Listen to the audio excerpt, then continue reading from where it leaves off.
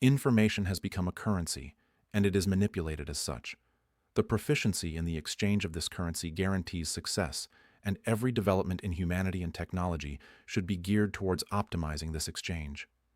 Ladies and gentlemen, seekers of clarity, I wrote, information has become a currency, and it is manipulated as such. That was not a metaphor. It was a warning and a call. In the era I live in, your era, information is no longer just power. It is profit. It is persuasion. It is psychological real estate. It moves markets, sways elections, shapes identities, and even determines which truths survive. Let's call it what it is: currency. Like money, it is traded, hoarded, forged, inflated, and laundered. The most influential entities on Earth today, tech platforms, intelligence agencies, financial institutions, don't just move capital, they move cognition. But unlike money, most people don't know when their informational wallets are being emptied. Let me tell you how this applied in my time, our time. In the 2020s, the average person was consuming the equivalent of 34 gigabytes of information a day. Sounds like progress, doesn't it? It wasn't. It was cognitive inflation. The more we consumed, the less we understood. The more we scrolled, the shallower our thinking became. Most were drowning in data and starving for discernment. That's when I knew we needed a shift, from consumer to curator, from scrolling to synthesizing, from noise to signal.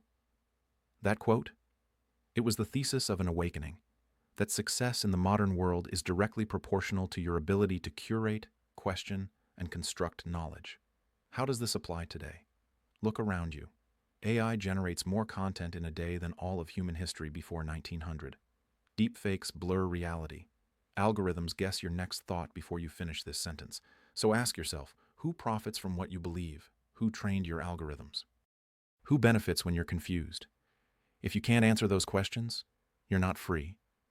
Today, the manipulation of information is subtle, legal, even celebrated. It's not about censorship anymore. It's about saturation.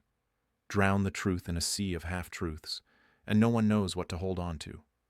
So in this world, proficiency in the exchange of information means more than sharing memes or quoting articles. It means mastering the art of filtering out noise, spotting linguistic manipulation, detecting narrative architecture, asking what's missing instead of what's trending.